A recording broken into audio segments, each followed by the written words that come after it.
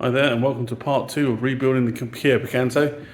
Those two bits of bumper you saw previously, well, that was all that was left of the original bumper, so there wasn't much to work with. But in this episode, we're going to be rebuilding the replacement bumper right up from scratch. So all the plastic parts being installed in, and finally getting it on the car as well for the first fit up. And so we hope you enjoy it. And if you can like, subscribe, do all the things that other people on YouTube tell you to do, we would most appreciate it. This is obviously our second video, so we're only getting into it at the moment. But yeah, if you like it, hit that like button. Cheers. So the part numbers you're going to see on screen in a moment are specific to this particular bumper and trim on the Picanto. Make sure that part numbers that you see are going to be the ones for your particular bumper. However, it will be better if you have any parts of the old bumper to check for the part numbers before you order anything. Certainly do the research first, because I don't want to be held responsible for parts ordered that are wrong. But anyway, also use this video as a good reference for the order in which these plastic parts are fitted, because the clips on them are very, very stiff. I gave my thumb a bit of a workout with pushing all the plastic clips in. They are very, very difficult to remove without damaging clips, etc. So you don't want to install something and find out that something else needs to be installed behind it or in front of it. Use the video as a good reference to be able to install things in the correct order.